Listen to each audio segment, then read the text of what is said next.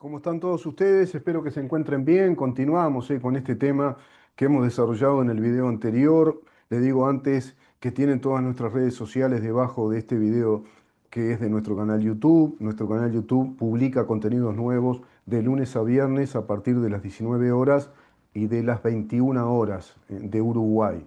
19 horas y 21 horas de la República Oriental del Uruguay.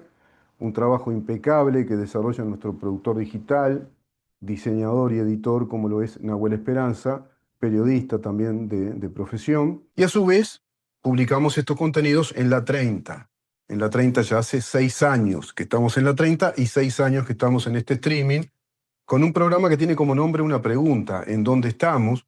Programa de Libertas Uruguay, primer fundación liberal de la República Oriental del Uruguay, cuya dirección web, nuestra página web es www.libertas.uy. Tenés una enorme cantidad de artículos de altísimo nivel.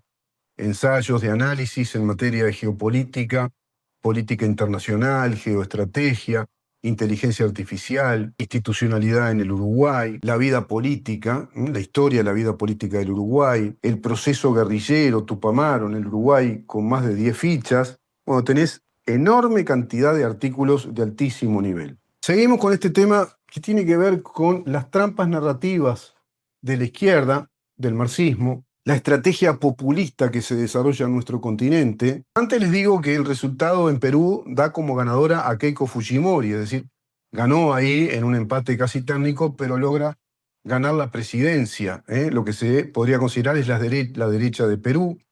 Eso por un lado.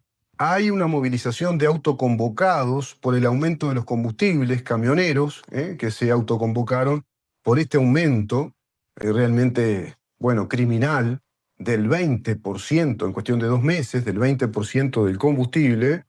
Y a raíz de todo ello, la ministra de Industria, la doctora Cardona, manifiesta que le resulta tan extraño porque en el año 2022, dice ella, cuando se dio el aumento de los combustibles, no se dio una movilización con estas características. Pero realmente qué mentirosos contumaces, ¿no?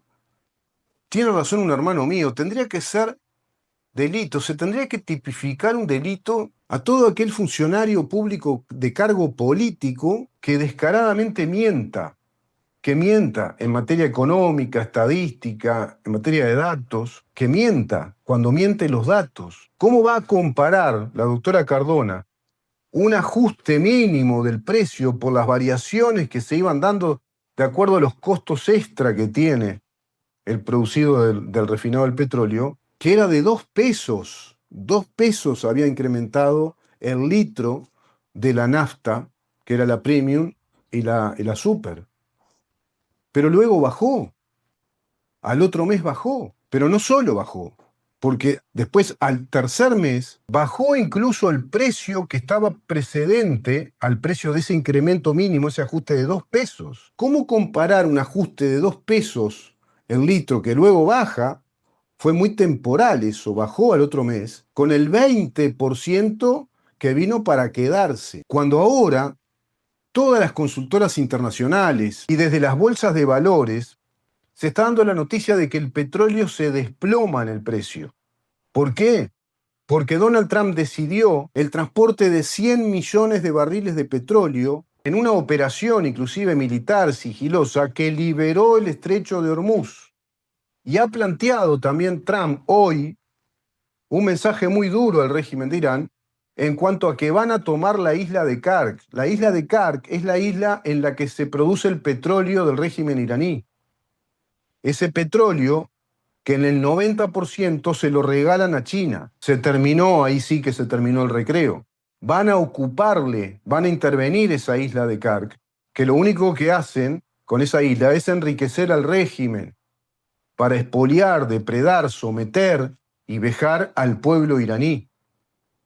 Ese es el tema. Pero es increíble que una ministra de Industria salga a mentir tan descaradamente y plantee, digamos, las características de ser comparables un ajuste de 2 pesos que luego baja con un incremento del 20%, no respetando la regla fiscal del artículo 247 de la Ley de Urgente Consideración, y mediante decreto arbitrario discrecional, no aplican esa ley y aplican a la Bartola lo que se les ocurre incrementar.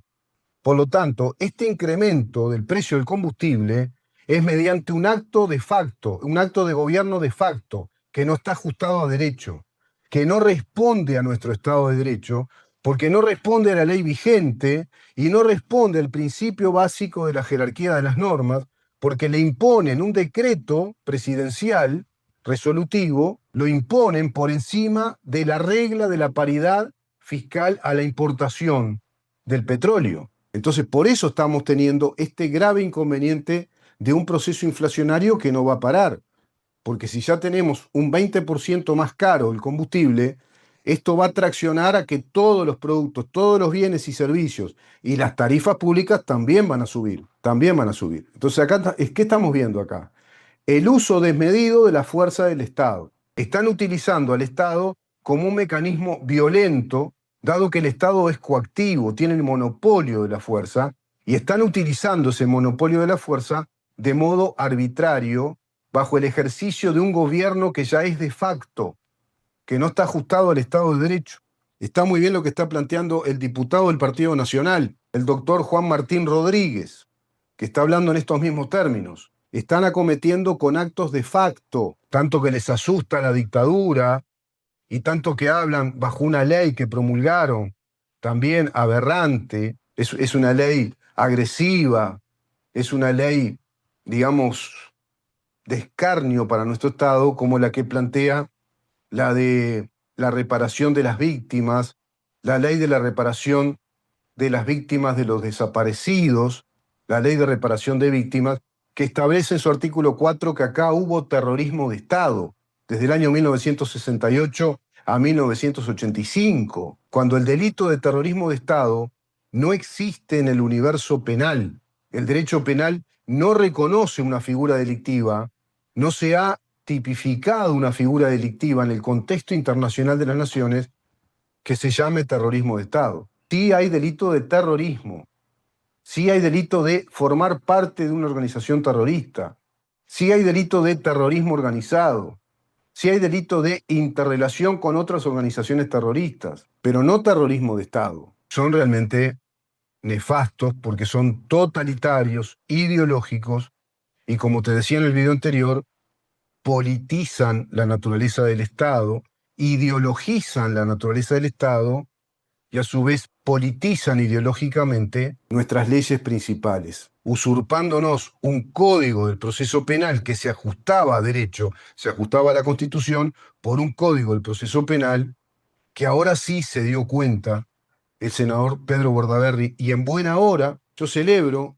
cuando se dan cuenta de las cosas, cuando entienden correctamente cómo funciona todo esto, porque Pedro Bordaberry llegó a manifestar que es necesario, urgentemente necesario, reformar profundamente este código o derogarlo, porque es un mamarracho, es un código que fracasó totalmente, dice el senador Pedro Bordaberry, porque es un código, el del proceso penal, que lo único que introdujo en el Uruguay es una negociación espuria, nefasta, entre fiscales y delincuentes, bajo el llamado juicio abreviado. Solo habilitó a las negociaciones purias, sucias, entre fiscales con delincuentes. Y a través de todo ello, bueno, queda en una situación muy expuesta e inerme el resto de la población que no tiene poder económico, que no tiene poder de corruptibilidad para con esos fiscales que van listos, directos, prestos a la negociación, al juicio abreviado, incumpliendo, incumpliendo gravemente con el precepto del artículo 20 de la Constitución de la República, que plantea a texto expreso que la confesión de hecho propio en un juicio penal está abolida. Están abolidas las confesiones de hecho propio y que todo imputado sea tratado como reo, dice el artículo 20. Eso lo viola directamente este código, que además instala un instituto que está abolido por el derecho uruguayo. Desde el derecho constitucional está abolido el derecho de la confesión del delito, del hecho propio en una causa judicial penal. y lo que en el derecho se plantea como abolido no existe, no tiene naturaleza, es inexistente para el derecho. Por lo tanto, todos los juicios abreviados, todos los enjuiciamientos que se vienen haciendo desde el año 2017 a la fecha son nulos, en verdad. No tienen valor jurídico, no tienen valor judicial. Inclusive todos los supuestos enjuiciamientos por crímenes de lesa humanidad desde esa fiscalía que carece de valor jurídico, de valor judicial. No tienen valor judicial, porque nuestro Estado de Derecho no reconoce esas instituciones. Entonces vamos a ir al tema de las virtudes autoritarias. Voy a leer un artículo muy interesante que escribe la periodista Beatriz López, en un artículo muy lúcido, muy puntual, que nos va a ayudar también a pensar cómo trabaja el totalitarismo y el estatismo, cómo va ganando terreno el Estado burocrático, el Estado ideológico en nuestras vidas, en nuestras actividades privadas. ¿Por qué? Porque hay una pregunta que en Uruguay casi nadie se hace y conviene hacerla. Y la pregunta es la siguiente: ¿hasta dónde puede meterse el Estado en la vida de cada uno de nosotros? Esta pregunta es clave. ¿Hasta dónde puede meterse el Estado en la vida de cada uno de nosotros? Esta pregunta no es retórica.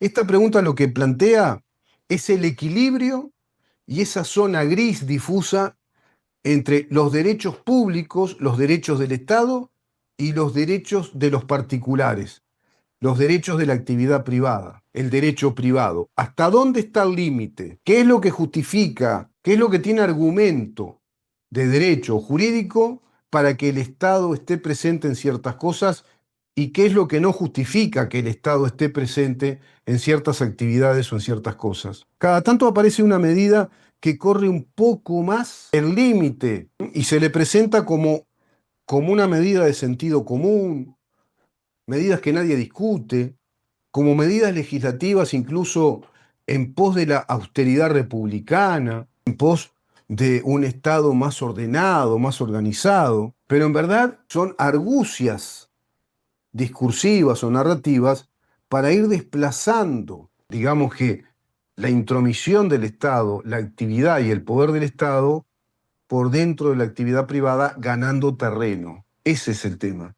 Son estrategias legislativas para que el Estado vaya ganando terreno en relación a la actividad privada. Por ejemplo, cuando nos hablan de especificar la economía. En verdad, lo que te están diciendo es que estamos perdiendo libertad cambiaria, libertad financiera, de ahorrar, de capitalizar, de utilizar, por ejemplo, una divisa tan importante como el dólar, que es el patrón del valor de todas las cosas en el mercado internacional. Te están limitando tu libertad financiera. Cuando bajo este presupuesto se determina que la tasa de transferencia de dinero, del pago de dinero en efectivo, es de $33.000, y sobre pretexto de una medida adecuada para el control del lavado de activos, en verdad lo que nos están diciendo es que limitaron muchísimo nuestra libertad financiera y la disposición del dinero, la libre disponibilidad del dinero. Porque lo que nos están diciendo es que podemos pagar por día hasta $33.000 y podemos recibir por día en nuestras cuentas hasta $33.000. ¿Y quién les dice que tienen que establecer esa imposición? Plantean un límite y un control a tu actividad financiera. Perdió libertad. Perdiste libertad y al perder libertad financiera, perdiste también la posibilidad de mayor enriquecimiento, de negocios más lucrativos, de negocios más sustentables, porque los pagos que recibimos o podemos transferir no pueden superar los $33.000 por día. Por lo tanto, el flujo de dinero, el volumen dinerario baja muchísimo por ese tope, como un corralito de transferencias, y a su vez, a todas aquellas personas o actividades empresariales que desarrollan portes económicos mucho más importantes, se van a ver muy limitadas bajo esa cuotificación planteada por ese tope, ese corralito de poder pagar o recibir hasta un máximo de $33.000. Eso es el Estado que te dice que vos podés usar hasta ese límite el dinero. ¿Te das cuenta lo grave que es esto? Nos está diciendo que nosotros tenemos el derecho de usar hasta ese límite el dinero día a día, que más que ese dinero, de ese volumen, ya incurrirías en un ilícito, en algo que el Estado prohíbe. No podés recibir o pagar más de $33.000 en ese día. Resulta que persona que vendió una casa de $282.000 no puede recibir ese dinero en efectivo, todo junto, y ya consumar, perfeccionar el contrato de compraventa. Una persona como Orsi, que se supone compró la camioneta Hyundai a crédito, una camioneta de 79.000, casi $80.000, bueno, no podría pagar esos $79.900 a esa empresa automotora y de importación, sino que tendría que pagarle un máximo de $33.000 y completar al otro día, y tampoco llega, al otro día con otros $33.000 y al tercer día. ¿Te das cuenta que es un disparate? Es el Estado que se mete en tu actividad privada y se mete en tu bolsillo, se mete en la libre disponibilidad de tu dinero. Es más Estado, se va corriendo y hay más y más Estado que te limita en tus libertades, en este caso financieras, económicas, y te controla. El Estado uruguayo, bajo este presupuesto, dice que ahora las compras directas online, que es comprar directamente productos que se elaboran en el extranjero y que acá no, y a un precio muy conveniente, que antes era una compra directa con un máximo de $600 por año, ahora nos dicen que es de $800, pero con el pago del IVA por cada producto que compras, tenés que aportar el 22% del IVA, más un ficto de $20, pero además con la habilitación administrativa, es decir, tenés que regular administrativamente un permiso que te habilite a hacer esa compra directa online de productos, de bienes que hay en el extranjero y que acá no hay, o que acá conseguís a muy alto precio. Pero tenés que hacer un trámite obligatorio ante aduana. Y ese trámite sale un precio. Ahí tenés timbres, gastos por ese trámite, pago de honorarios, o a un procurador, o a un contador, o a un abogado que te haga esos trámites, que esté por dentro, que se especialice en todos esos requisitos de los trámites aduaneros, tan solo para hacer una compra directa online con un máximo de $800 por año. ¿Qué te está diciendo el Estado? Que te impone ahora, te impone un costo, gastos de trámites obligatorios aduaneros, te impone pagar el IVA a productos que se elaboran en el extranjero, que no están acá en Uruguay, y que haces una compra directa a los efectos de tener una base de ahorro. Porque si vos compras mucho más barato, 100% más barato de lo que puedas comprar acá, 60, 70% más barato de lo que puedas comprar acá, y que a su vez hay productos que acá no están. Si los que acá no están los tenés que comprar a través de importadores que pagaron un arancel del 60%, permisos aduaneros, también los vas a pagar 100%, 120% más caro que lo que compres por esa vía directa. Por lo tanto, eso implicaba que una base de ahorro de un dinero que lo podés destinar a otras inversiones, a otras actividades, o directamente lo ahorrás y lo capitalizás. Bueno, ahora el Estado te dice que eso no lo podés hacer, porque te minimizó los márgenes de ventaja económica, entonces tenés menos capacidad de ahorro. Igual vas a tener capacidad de ahorro porque comprar por determinadas plataformas es comprar bienes, comprar todo tipo de productos que están 100, 120, 150% más baratos que si los compraras a importadores acá, porque acá no se hace nada. Eso es otra mentira, lo de la protección y defensa de la industria nacional y del comercio nacional, porque la inmensa gama de productos que puedas encontrar por Temu, por Amazon, por Walmart y por tantas otras tiendas online, acá no los tenés, no se producen, no se elaboran, siquiera se importan. Tendrías que hacer una importación directa o solicitarle un servicio especial a un importador que haga una importación directa para que te traiga tal producto. Determinado tipo de computadora, qué sé yo, de cierta tecnología. Podés comprar lo que quieras, electrodomésticos, mobiliario para la casa, vestimenta del hogar, vestimenta personal, todo tipo de productos, tecnología, celulares, todo tipo de productos que te salen 100, 120, 150% más barato. Pero ahora, 22% en cada uno de esos productos que comprar, más el trámite aduanero, que no va a ser muy flojo, va a ser costoso. Además, va a ser costoso económica y socialmente. Lo tenés que renovar año a año. Y a su vez, por si fuera poco, $20 por cada compra que hagas en ese nicho, que son 3 ventanas. Entonces ya no tenés las mismas ventajas. El Estado se entrometió y te dice que te comportes como un importador.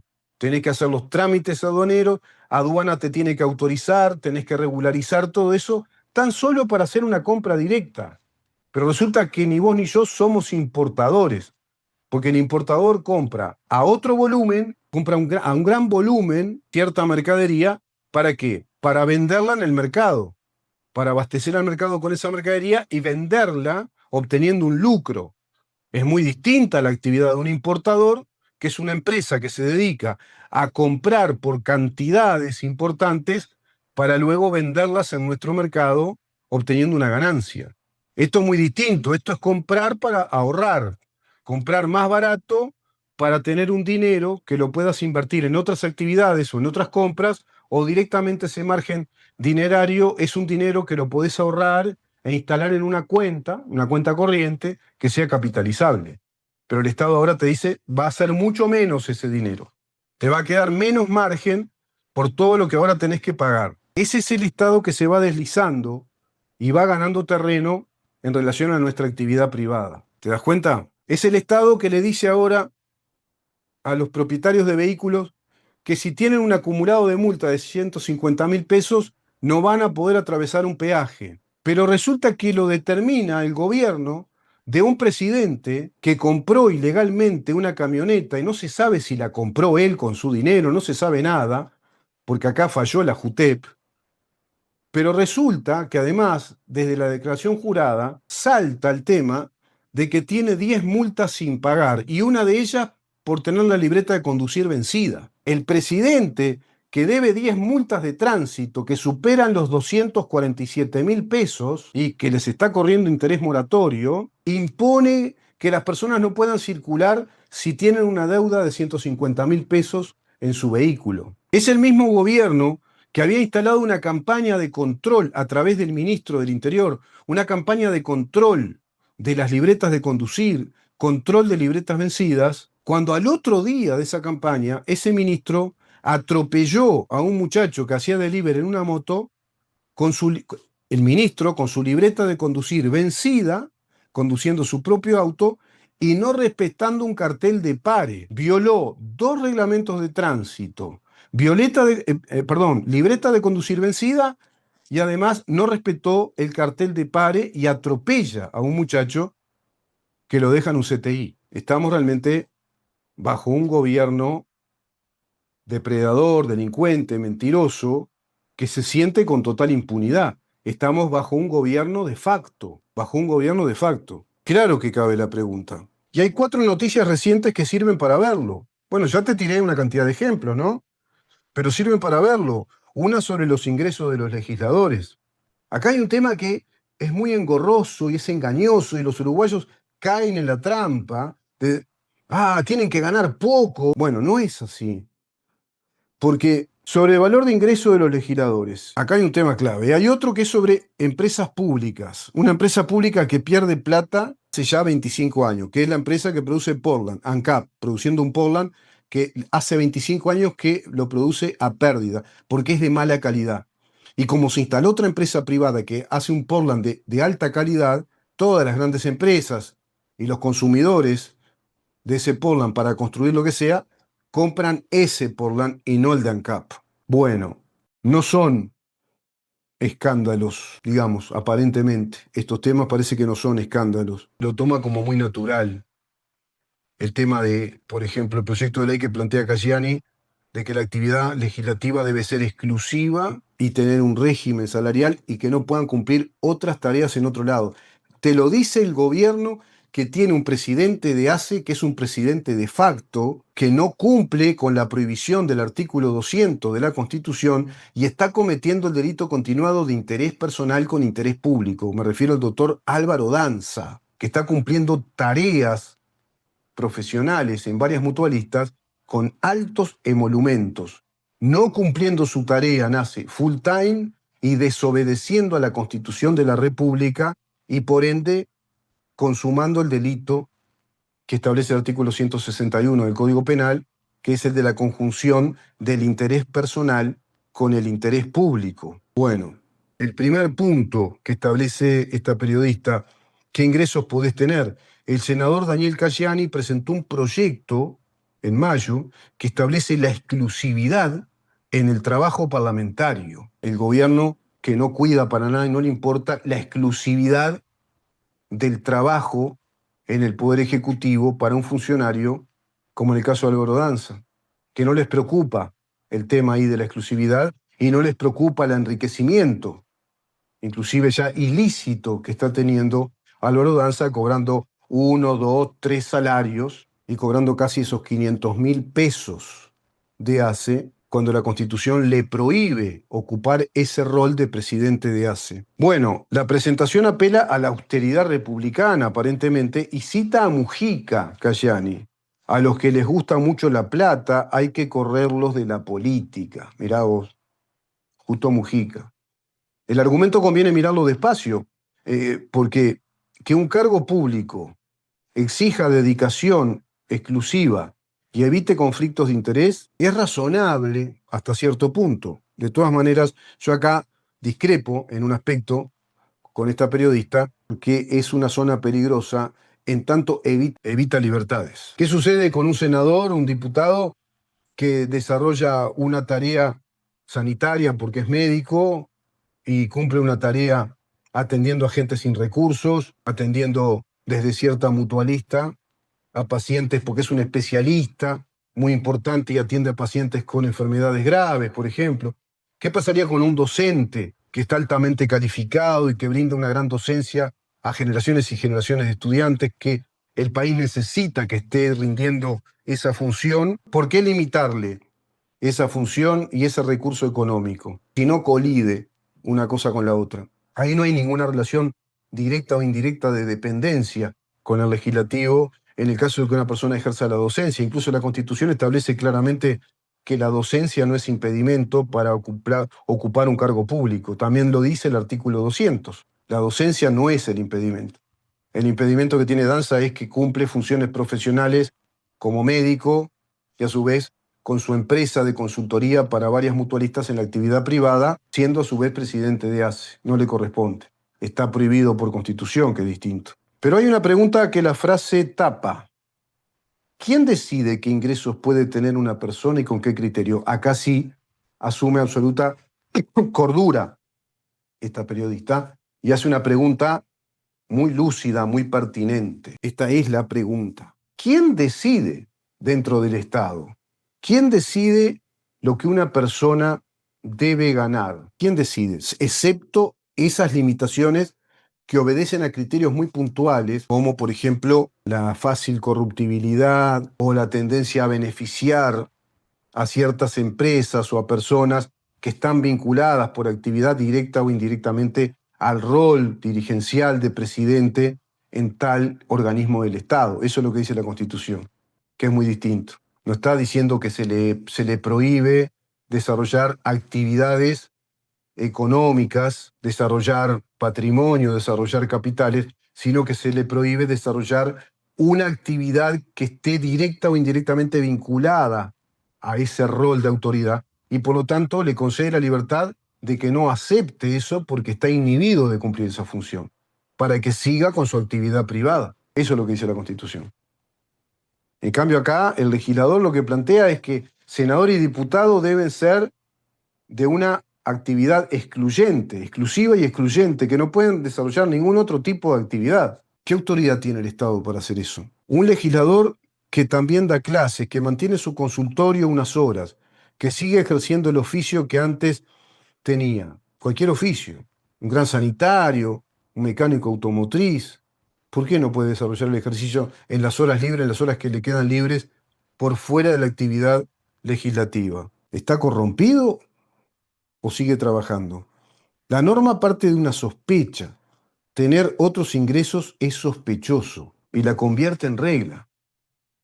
Comulga con lo que ahora está en boga, que es la austeridad de los parlamentarios en tanto ganen poco. Lo instaló mucho el doctor Salle, ¿no? Que es un disparate todo eso.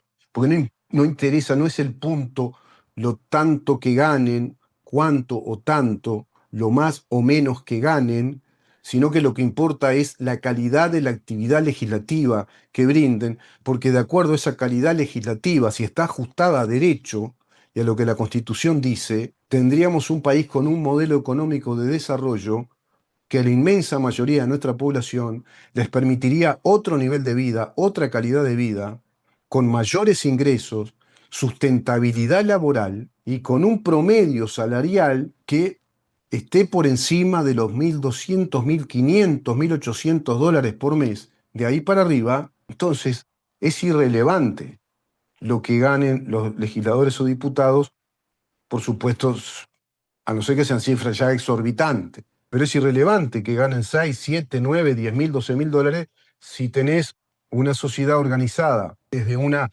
alta calidad legislativa que permite el ingreso de capital, que se va desarrollando, digamos, el incremento de la tasa de capital, que vienen nuevas inversiones, que crece y crece exponencialmente el PBI y crecen entonces las fuentes de trabajo, que esas fuentes de trabajo son sustentables y tienen un promedio salarial, bueno, muy digno, que permita salarios realmente a las personas que le den la posibilidad de crecer económicamente y de tener una base de ahorro para capitalizarse y crecer y construir familias con una calidad de vida importante. Eso es lo que importa.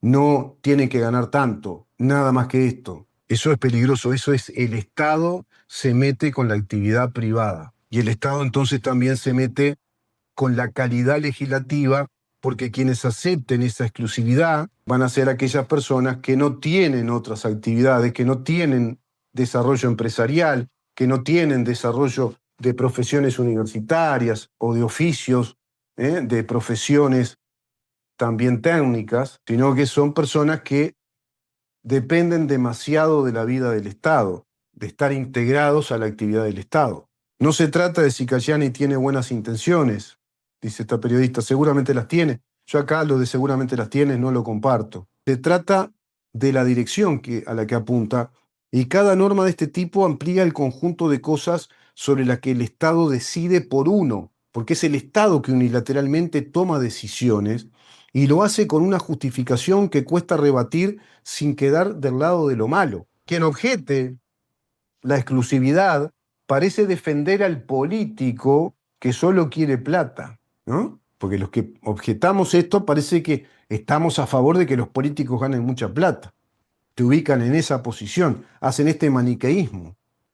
Es el mecanismo, bueno, en definitiva, la medida viene envuelta bajo el concepto o la retórica de la virtud de la austeridad republicana. Entonces unos se ubican de un lado y otros de otro. El caso 2 es que se sostiene con la plata de todos. La otra punta del mismo asunto es, ¿qué hace el Estado con el dinero que recauda? ¿Vos sabés qué hace el Estado con el dinero que recauda? ¿Vos sabés qué hace el Estado con el dinero de rentas generales, por ejemplo? ¿Vos sabés lo que hace el Estado con el dinero de las reservas del Banco Central, por ejemplo? El negocio del Portland de ANCAP, el cemento, acumula pérdidas por más de 760 millones de dólares desde el año 2000 y solo en el año 2025 perdió 31 millones de dólares. Bueno, no es un mal año, llegaron a decir. Es una unidad que pierde plata de manera sostenida, como ahora plantea Vergara. La Intendencia de Montevideo mejoró. ¿Por qué? Porque ahora no pierde tanta plata. La Intendencia de Montevideo que dejó Carolina Cose tiene un acumulado de deuda que supera los 870 millones de dólares. Y por día, pierde 900.000 dólares. Vaya que tenés una enorme cantidad de dinero para solucionar el tema de la pobreza infantil. Y acá pasa lo mismo. ¿Cómo tener una empresa que da pérdidas? La empresa del cemento Portland, que pertenece a ANCAP, que fabrica un Portland de mala calidad y está dando pérdidas hace 25 años y que asciende a la cifra de 760 millones de dólares. Bueno, frente a esto, la propuesta del gobierno no es discutir si tiene sentido seguir, sino discutir un acuerdo con las intendencias para garantizar la compra del producto. Es absolutamente impositivo, arbitrario y artificial, porque el Estado se entromete en la actividad privada de una empresa privada que fabrica un Portland de muchísimo más calidad y que le ha ganado tanto mercado al Portland de ANCAP que tiene pérdidas hace 25 años. Entonces, ¿qué hacen los comunistas? Ah, no, ahora vamos a exigirle a todos los gobiernos departamentales que le compren el Portland ANCAP y le saquen el mercado a la empresa privada. Más intromisión del Estado de modo violento en la libre actividad privada. Acá la pregunta entonces, la inversa de la anterior. Si a la persona se le fija qué ingresos puede tener en nombre de la austeridad, ¿con qué criterios se sostienen los 760 millones de dólares de pérdida? Es lo que yo siempre digo. Porque se agotan en la mirada minúscula, miope, como hace el doctor Salle, de tenemos que bajarnos el salario, los diputados y senadores, bla, bla, bla, bla. Un discurso despótico, totalmente despótico, hipócrita, que lo que pretende es instalar un modelo totalitario, que el Estado les diga a cada uno de los ciudadanos uruguayos que están hoy y los que podrán estar eventualmente como diputados y senadores, vos tenés que renunciar a todo tipo de actividad económica, profesional, técnica, para ocupar este cargo de diputado y senador, y el salario va a ser este, porque es de austeridad. Entonces vamos a tener mala calidad legislativa, senadores y diputados que van a estar ahí porque no tienen otro trabajo, porque no están en condiciones de tener un trabajo en la actividad privada que les dé buenos recursos económicos.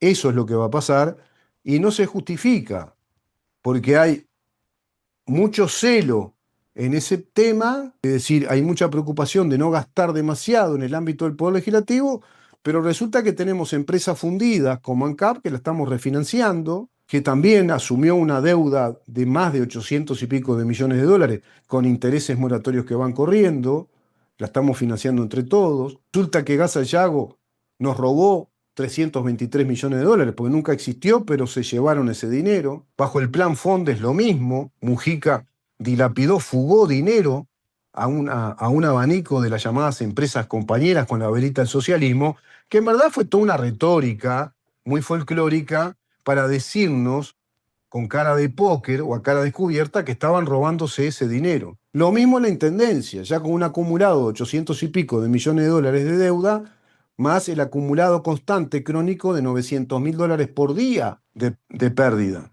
a pesar de que recaude 2 millones de dólares por día, y el ingreso de más funcionarios. Y lo mismo con el cemento Portland ANCAP. Está perdiendo ya un acumulado de 760 millones de dólares y en el 2025 perdieron 31 millones de dólares. Entonces no cierra que se plantee tanta austeridad para unos 99 diputados y 30 senadores, porque eso no mueve la aguja en el gran presupuesto nacional y en la enorme dilapidación de dinero, como también lo está haciendo este gobierno ahora, al haber expulsado 7.300 y pico de empresas, dejando 52.000 personas en seguro de paro e imponiendo un modelo ideológico presupuestal con una altísima presión tributaria a todo tipo de actividad, más Estado, dentro de la actividad privada. ¿Esto qué nos está diciendo? Que lo que aparentemente resulta natural, lo que fuera de contexto se va habilitando, forma parte de un proceso sistemático, orgánico, de mayor desplazamiento del Estado hacia la actividad privada, ganándole terreno a la actividad privada. Ese es el mecanismo que yo les digo de la usurpación de nuestros derechos, de, digamos, la deploración o el sabotaje a nuestra actividad privada, a nuestros derechos de propiedad, a nuestros derechos económicos y en definitiva a nuestro futuro económico con mayor desarrollo, porque el Estado va creciendo en relación a la actividad privada que podemos desarrollar en este Estado. Ese es el gran problema. Se analiza cuatro puntos, pero yo me quedo con estos ejemplos y con los que te di para que entendamos que en definitiva es el Estado el que va ganando terreno bajo estos modelos políticos ideológicos como el del Frente Amplio. El martes, por ejemplo, Orsi convocó a una reunión en Torre Ejecutiva para mostrar la documentación y anunciar que donaba la camioneta de la ANEP. O sea, donaba una camioneta que está cargada de deudas. Agrego ahora, ¿cómo vas a donar una camioneta que tiene 10 multas sin pagar, con intereses moratorios que ya corrieron, que superan los 247.000 pesos, que no se sabe si la compró él a título personal con dinero propio o no, que habla de que como forma de pago entregó una camioneta que fue donada al Frente Amplio para la campaña electoral, una camioneta que dice que compra para presidencia, pero resulta que la compró 8 días antes del resultado electoral, no cierra nada. Pero sin embargo, Orsi lo que plantea es que haya una reunión, citó una reunión a 4 medios, al País, El Observador, Búsqueda y La Diaria, y los 4 que son de prensa escrita. No hubo radio ni televisión. Tampoco fue convocada Caras y Caretas. El programa que había destapado el asunto por ser radio quedó afuera, que fue el programa que se emite en una radio, creo que es Carve, a través del programa que conduce Patricia Madrid. Ni Patricia Madrid ni esa radio fueron convocados por el presidente. Presidencia argumentó que el formato escrito se adecuaba a una explicación de ese tipo. Acá el que decide quién pregunta es el mismo que tiene que responder. ¿Te das cuenta? Quien comete el delito, quien desarrolló esa compra que a toda luz está resultando fraudulenta, con una pésima, digamos, con un pésimo control de la JUTEP, esa misma persona es la que decide quién le puede preguntar. El que tiene que responder decide quiénes pueden preguntar. Bueno, si eso no es despotismo, si eso no es más y más estado ideológico desde un gobierno que está usufructuando el poder coactivo del Estado, no sé lo que es. Cuando el que rinde cuentas elige a quién le rinde cuentas, ya no estamos en un Estado de derecho, ya no estamos en un Estado que nos cobije en las garantías de la transparencia pública de la información. Acá también hay otro acto de gobierno de facto, porque viola disposiciones constitucionales, viola la libertad de prensa, la libertad de opinión, la libertad de comunicación. Quien debe responder elige quienes le pregunten. Quien debe rendir cuentas elige a quienes le hacen rendir esas cuentas. Es impresionante, ¿no? Cuando el que rinde cuentas elige a quien se las rinde. Va en la misma línea que otra decisión, la de noviembre.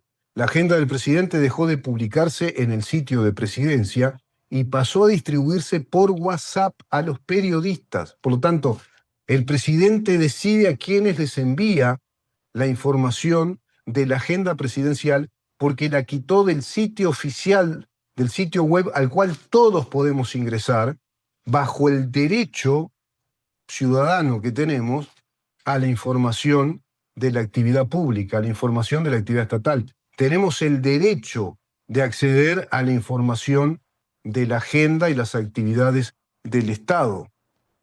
Es impresionante, ¿verdad? Ahora, quien tiene que rendir cuentas elige a quién se las rinde. Quien tiene que declarar elige los medios ante los que declara. Es totalmente un gobierno que desarrolla actos de facto. Puesto todos estos puntos puestos en conjunto, ella dice, habla de los 4, yo creo que te cité más, pero me remití a 2 ejemplos que ella da y a este otro. El Estado decide cada vez más sobre lo que antes quedaba en manos de cada uno de nosotros. ¿Qué ingresos puede tener una persona? Que se sostiene, por supuesto, con los ingresos de todos. El Estado decide qué ingresos podemos tener, a su vez el Estado que es el que se sustenta sobre el ingreso de todos nosotros a partir de los aportes que son obligatorios, que es el pago de los impuestos, el pago de trámites obligatorios, el pago de las tarifas públicas. En todos los casos la decisión se presenta como evidente. Lo que importa no es cada medida por separado, que casi siempre tiene su argumento. Es que la suma de cada una de esas medidas avanza siempre hacia el mismo lado. Es un proceso sistemático. La suma de cada una de estas medidas apunta siempre al mismo lado, el de más Estado, más y más Estado, arbitrario, discrecional, por fuera del Estado de Derecho, decidiendo, y menos gente decidiendo por sí misma. Ahí tenés el control del Estado. Es el Estado que cada vez decide más y más cosas por todos nosotros y nosotros que cada vez decidimos menos cosas por nosotros mismos. Y entonces, en esa ecuación se va cumpliendo el paradigma de más Estado, un Estado cada vez más grande, usurpador y controlador de nuestra vida, y nuestra vida sometida cada vez más a migajas que el Estado nos va dejando en materia de decisiones propias, en materia del ejercicio de nuestras actividades comerciales, profesionales, y a la disponibilidad del dinero que el Estado nos deja usar y disponer. Por lo tanto, ya no tendríamos que discutir cada medida, sino que todo este paquete de medidas a través de todos estos años y concretamente a través de este gobierno, que es una carrera vertiginosa, va a una velocidad de récord Guinness, bueno, establece una batería de medidas que es la que tenemos que analizar, no medida por medida, sino todo ese conjunto de medidas que apuntan a ese resultado final, que es más y más Estado controlador, despótico, tiránico, que nos dice lo que tenemos que hacer y nosotros cada vez menos decidimos lo que tenemos que hacer en nuestra actividad privada. ¿Viste cómo viene la mano con estas supuestas virtudes morales del gobierno de la honestidad? De honestidad no tiene nada, de virtudes no tiene nada, sino que se trata de un gobierno tiránico que está ejerciendo el poder, el impulso de actos que son de facto, son actos de facto que no obedecen a la Constitución ni a nuestras leyes de orden público que están en concordancia con la Constitución y que nos va quitando cada vez más espacios y espacios de libertad a los ciudadanos uruguayos. Unite a miembros del canal para apoyar el proyecto de Libertas Uruguay de lunes a viernes por CX30, 11:30 AM, de 11 de la mañana a 1 de la tarde. ¿En dónde estamos?